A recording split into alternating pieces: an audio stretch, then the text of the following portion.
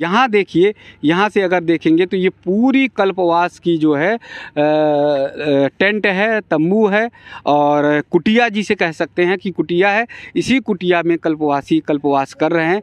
और क्या क्या कल्पवासियों के पास रहता है सामान, क्या व्यवस्था करनी पड़ती है 1 महीने की।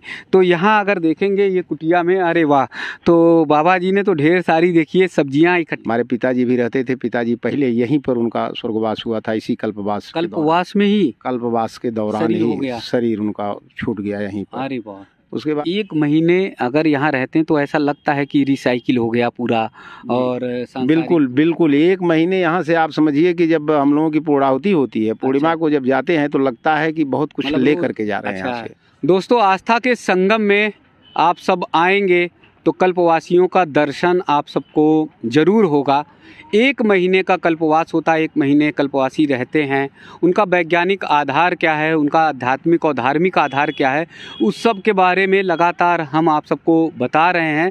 तमाम कल्पवासी अलग अलग तरह से, अलग अलग परिस्थितियों में, अलग अलग स्थानों से आए हुए हैं, लेकिन इस सभी का एकमेव लक्ष्य है कि 1 महीने कल्पवास करके त्याग, समर्पण और साधना में रहें। 1 महीने तक वो अपने घर परिवार और सांसारिक मोह माया से एकदम दूर हो जाते हैं। फिर सिर्फ वो त्याग तपस्या में रहते हैं। और इसकी ये परंपरा है कि 12 महीने में 1 महीने घर परिवार से अगर दूर रहेंगे तो धीरे धीरे आप मोह माया से दूर होते जाएंगे। और फिर अगर आपको वानप्रस्थ की ओर प्रस्थान करना है तो फिर आपको जो है कहीं कोई दिक्कत नहीं होगी। यहाँ देखिए, यहाँ से अगर देखेंगे तो ये पूरी कल्पवास की जो है टेंट है, तंबू है और कुटिया जिसे कह सकते हैं कि कुटिया है। इसी कुटिया में कल्पवासी कल्पवास कर रहे हैं।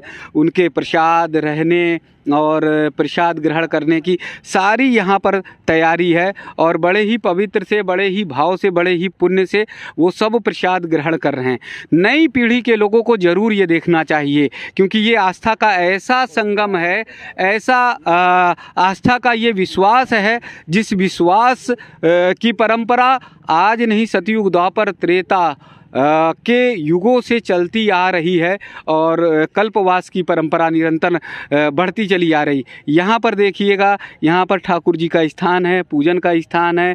यहाँ पर कल्पवास में जो है कल्पवासी रह रहे हैं यहाँ इस स्थान पर, और वो पूजन स्थान को बहुत अच्छे से रखते हैं। और सभी कल्पवासी के अगर कुटिया पे देखेंगे तो वहाँ पर तुलसी मैया ज़रूर हैं। जो तुलसी मैया हमारे घर के आंगन में हुआ करती थी, वो कल्पवासी अपने आंगन में यानी यहाँ पे रखते हैं। तो ये संदेश भी देते हैं कि हमें घर घर तुलसी मैया को रखना चाहिए, घर के आंगन में ज़रूर तुलसी मैया होनी चाहिए। ये हमारे सनातन संस्कृति की प्रतीक है। यहाँ पर अगर देखेंगे तो मैया तैयारी कर रही हैं पूजा पाठ की। और यहाँ जो है कल्पवासी जो है अंदर हैं। कुछ बच्चे आ जाते हैं साथ में जो उस परंपरा को सीखते हैं, जानते हैं। यहाँ पे बाबा जी हैं, बाबा जी से देखेंगे, जानेंगे कि कल्पवासियों की क्या परंपरा, कैसे रह रहे हैं। उससे पहले अगर पीछे दिखाएंगे तो ये पूरे जो कुटिया है वो सारी कुटिया कल्पवासियों की है। 1 महीने त्याग और समर्पण के साथ वो यहाँ पर कल्पवास करेंगे। आज आधुनिक युग में चाहे भी मोबाइल आ गया हो हाथों में लोगों के, 1 मिनट भी उनका हाथ मोबाइल से खाली नहीं होता। आज चाहे टीवी स्क्रीन बड़ी बड़ी आ गई हो और बड़े आसानी के साथ घर में, कमरे में लोग देखते हों, लेकिन इस आधुनिक युग में भी आज भी कल्पवासियों की जो परंपरा है वो जीवित है। और उसे जीवित किए हुए हैं हमारे ऐसे लोग, जो भक्त, साधक, जो इस परंपरा का निर्वहन कर रहे हैं। तो आइए बातचीत करते हैं कल्पवासी के बारे में कि कैसे आए, कब रहें। तो यहाँ हम आ गए हैं कल्पवासी शिविर के पास, कुटिया में। देखते हैं अंदर की कुटिया, आप सबने नहीं देखी होगी कि कैसे वो पूजा स्थान को बनाए रहते हैं और क्या क्या कल्पवासियों के पास रहता है सामान, क्या व्यवस्था करनी पड़ती है 1 महीने की। तो यहाँ अगर देखेंगे ये कुटिया में, अरे वाह, तो बाबा जी ने तो ढेर सारी देखिए सब्जियाँ इकट्ठी कर रखी हैं कि धीरे धीरे जब प्रसाद बनेगा तो वे प्रसाद की तैयारी की हुई है। यहाँ पर पूरी तरह से प्रसाद अच्छे से बन सके। यहाँ पर राशन आसन है जो 1 महीना चूँकि रहना पड़ता है और घर परिवार से पूरी तरह से दूर रहना होता है, तो इसलिए पूरी राशन की व्यवस्था भी बाबा जी ने कर रखी है। यहाँ देखिए आसन जमाए हुए हैं। अधिक से अधिक समय होता है कल्पवासियों का कि वो ध्यान और साधना में रहें, पूजा पाठ में रहें और 1 महीने पूरी तरह से विरक्त में रहें। बाबा जी हर हर गंगे संगम के तीरे हैं और ये पावन पवित्र पुण्य भूमि है प्रयागराज की। तो यहाँ पर कल्पवास कर रहे हैं। किस स्थान से आए हैं, क्या नाम है आपका? मैं दिनेश चंद्र मिश्र जी। हंडिया तहसील हमारा है प्रयागराज जी। वैसे अस्थायी निवास हमारा इसी शहर में है, तेलियरगंज जोधवल मोहल्ले में। जी। मैं तो बाबा जी करते कभी क्या नौकरी वोकरी करते रहे या फिर? हाँ, अब हम सेवा मुक्त हो गए हैं। अच्छा, जुलाई 2018 में मैं स्वास्थ्य विभाग में था, चीफ फार्मासिस्ट के पद पे यही मेडिकल कॉलेज में था, स्वरूप रानी नेहरू हॉस्पिटल में जी। तो अब तो हम रिटायर हो गए हैं जी। लेकिन हम बहुत दिनों से कल्पवास कर रहे हैं। अच्छा। हाँ। कई वर्ष हो गया होगा आपको? 2001 से हम कल्पवास में। 2001 से? 2001 से। अच्छा, तो इसकी कोई परंपरा होती है कि कै साल तक करना होता है? हाँ, कहा ये गया है कि उसे पुराणों में भी है कि 12 वर्ष तक पूरा कर ले। अच्छा, पूरा कर लें। हाँ, तो पूर्ण हो गया कल्पवास। वैसे रहने के लिए लोग 12 वर्ष के बाद भी जब तक उनका पौरुष साथ देता है तब तक यहाँ माँ की गोद में अपना। तो आपका तो करीब 21-22 साल हो रहा है। हाँ, हमारा 23 साल हो रहा है। 23 साल। तो आपने तो 12 दूनी 24 यानी दूसरा कल्पवास भी आप जी। तो जब शुरुआत की थी तो क्या मन में संकल्पना थी कि कैसे? बस यहाँ आते थे बचपन में, जब देखते थे बाबाओं को देखते थे जी। यहाँ जब कथा वथा होती थी और माँ गंगा के तट पे जब जाते थे तो बड़ा अच्छा लगता था। अच्छा। तो हमारे पिताजी भी रहते थे, हमारी दादी भी रहती थी, तो जब आते थे तो बहुत सुंदर लगता था। तो वो प्रेरणा वहीं से मिली जी। फिर हम भी अपने माताजी के साथ रहना शुरू कर दिए जी। हमारे पिताजी भी रहते थे, पिताजी पहले यहीं पर उनका स्वर्गवास हुआ था, इसी कल्पवास में ही, कल्पवास के दौरान ही शरीर उनका छूट गया यहीं पर। अरे वाह। उसके बाद माता तो सीधे देवलोक। हाँ, अब कहा तो यही जाता है जी। उसके बाद हमारे माताजी का कल्पवास 2-3 वर्षों तक रुका रहा। अच्छा। फिर जब 2001 में कुंभ लगा तो हमने उनको कहा कि माताजी आप अपना पूरा कर लो। तो उन्होंने कहा कि नहीं, हम अकेले तो नहीं रह पाएंगे, हमारा मन नहीं करता। तो हमने कहा चलो हम साथ में रहेंगे। तब माताजी तैयार हो गई आने के लिए, तो उन्हीं के साथ से हमने रहना शुरू किया जी। उनको सहयोग देने के लिए और उसी के साथ हमारा परंपरा में आ गया, हमारा भी चलता रहा जी। तो ये तो एक प्रतीक है कि अगर आप खुद दान कर रहे हैं तो आपका बच्चा धीरे धीरे दान करने के लिए जी यही प्रेरणा तो मिलती है। प्रेरणा बिल्कुल मिलती है जी। तो कैसे सरकारी जॉब से छुट्टी मिल पाती थी 1 महीना कैसे? हाँ, कुछ कभी कभी हम छुट्टी मिल जाती थी, छुट्टी ले लेते थे, नहीं तो दिन में ड्यूटी करते थे, रात्रि में आकर के जैसे घर रहते थे वैसे यहाँ रहते थे। सवेरे फिर हम अपने ड्यूटी पर चले जाते थे। मतलब कर्तव्य और धर्म दोनों का पालन जी, दोनों जी। कभी तो छुट्टी मिल जाती थी तो हम 1 महीने की छुट्टी लेते थे जी।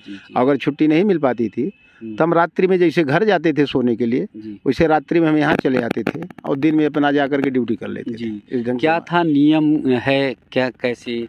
अब नियम ये है कि यहाँ रह करके अब ये है कि सुबह माता जी के गोद में जा कर के उनका दर्शन स्नान ध्यान करिए, 1 वक्त भोजन लीजिए जी। दोपहर में भोजन प्रसाद लीजिए, शाम को दूध ले करके अपना जो है पूरा विश्राम करिए, सुबह उठ करके फिर वही क्रिया जी। बस यही है यहाँ का।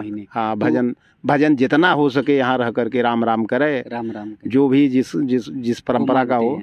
हाँ, शिव का पुजारी है शिव का भजन करे, राम का पुजारी है राम का भजन करे, देवी का पुजारी है देवी का भजन करे, अपने अपने इष्ट के अनुसार भजन आदि करता रहे। तो 1 महीने अगर यहाँ रहते हैं तो ऐसा लगता है कि रिसाइकिल हो गया पूरा। और बिल्कुल 1 महीने यहाँ से आप समझिए कि जब हम लोगों की पूर्णाहुति होती है, पूर्णिमा को जब जाते हैं तो लगता है कि बहुत कुछ ले करके जा रहे हैं यहाँ से।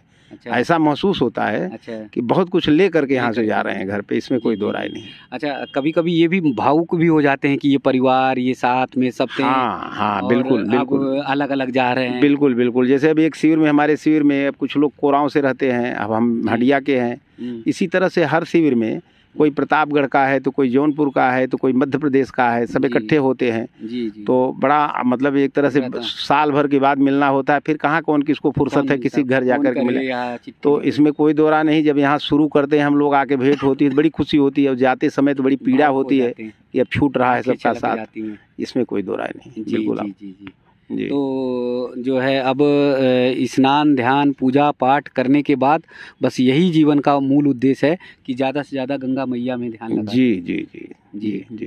तो ये एक ऋषि परंपरा भी है कि अगर वानप्रस्थ की ओर जाते हैं तो इस तरह से।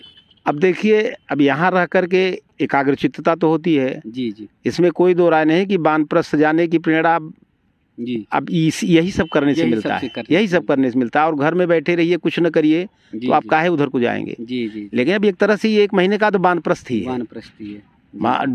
1 महीने का एक तरह से ये वानप्रस्थ ही है, इसमें कोई दुरानी घर द्वार छोड़ करके आदमी आकर के यहाँ तपस्या कर रहा है, तो एक तरह से तो छोड़ा हुआ है, तो वानप्रस्थ यही तो है। जी जी जी। अब ये रही बात ही कि वो अस्थाई वानप्रस्थ है कि एकदम से घर छोड़ के, धीरे धीरे अब इसी तरह से विरक्तता आती है, इसमें कोई दुराई नहीं। जी। तो देखिए बाबा जी ने एक बहुत बड़ी बात बताई है कि जब हम जाते हैं तो भावुकता से भर जाते हैं, तो यानी ये पूरा परिवार हो जाता है। कल्पवास में जो भी अगर कुटिया है उसमें कुटिया में 20-50 लोग हैं कुटिया में, तो वो एक परिवार की तरह रहते हैं, एक दूसरे के सुख दुख 1 महीने सब बांटते हैं, और साझा एक संस्कृति का प्रतीक जो है वो कल्पवास दिखाई देता है। और ये आप जानिए कि किसान या गरीब या मजदूर ये नहीं कल्पवास, जो गवर्नमेंट जॉब में भी लगे हुए हैं, सरकारी नौकरी भी करते हैं, वो भी कल्पवास करते हैं, यानी उसकी परंपरा का निर्वहन करते हैं। तो आप ये समझिए हमारी संस्कृति कितनी महान है, कितनी प्रगाढ़ है, कितनी वैज्ञानिक तत्व से भरी हुई है। आध्यात्मिक तत्व तो पूरा है ही है, उससे तो सराबोर है ही है। तो नई पीढ़ी से मेरा खासकर करवद्ध निवेदन है, हाथ जोड़कर निवेदन है कि इन कल्पवासियों को अगर दर्शन आप करिए तो वहीं से बैठे बैठे नमन करिए। ये बड़े बहुत ही पवित्र और पुण्य है। मेरा ऐसा सौभाग्य है कि इन कल्पवासियों के साथ बैठने का हमें अवसर मिल रहा है, बातचीत करने का अवसर मिल रहा है। ये भारत का दर्शन है, भारत की संस्कृति है, कैसे एक साथ साझा होकर रहा जाता है, ये यहाँ कल्पवासी सिखाते हैं। घर में थोड़े बहुत में बर्तन हिल जाता है, खटक जाता है, लेकिन यहाँ पर देखिए कि इतने सारे लोग हैं और लेकिन उसके बाद भी बड़े सद्भाव से, बड़े प्रेम से रहते हैं। तो भारत वसुधैव कुटुम्बकम की परंपरा को सिखाता है, उस परंपरा को एक परिवार पूरी धरती को मानता है, ऐसे ही कल्पवासी में एक परिवार मानता है। तो आइए सनातन संस्कृति की ओर लौटिए, सनातन धर्म की ओर लौटिए, और बाबा जी ने जैसे कहा कि विरक्ति की ओर धीरे धीरे बढ़ते रहिए, क्योंकि अविरल अचल गंगा मैया संगम बढ़ती रहती हैं। वैसे ही हम सब का काम है, जीवन चलने का नाम, चलते रहिए सुबह शाम। ठीक। यहाँ देखिए बाबा जी के पास आए तो बाबा जी ने प्रसाद भी ग्रहण कराया, क्योंकि हमारे यहाँ अतिथि देवो भव की परंपरा है। तो उस परंपरा का निर्वहन जो है हर कल्पवासी अपने शिविर में, कैंप में, कुटिया में करते हैं। तो बड़े भाव से हम लोग बाहर निकल गए, तो बाहर निकलकर उन्होंने रोका, बोले नहीं बिना मीठा पानी के जाने नहीं देंगे। तो अगर आप मेट्रो सिटी में चले जाएं, बड़े बड़े शहरों में चले जाएं, तो आपको दरवाजे से, गेट से या फ्लैट के बाहर से ही आपको लौट जाना पड़ेगा। लेकिन अगर कल्पवासी के कुटिया में आएंगे तो बिना मीठा पानी के आपको जाने नहीं दिया जाएगा। यही हमारी भारतीय संस्कृति है, जिसको पूरी दुनिया अपनाने के लिए आतुर है, लेकिन हम छोड़ रहे हैं। तो मेरे वीडियो दिखाने का सिर्फ एकमात्र उद्देश्य है कि आप अपनी संस्कृति की ओर लौटिए, आप अपनी परंपरा की ओर लौटिए। ऐसे ही आदर और सत्कार की संस्कृति हमारी भारतवर्ष की है।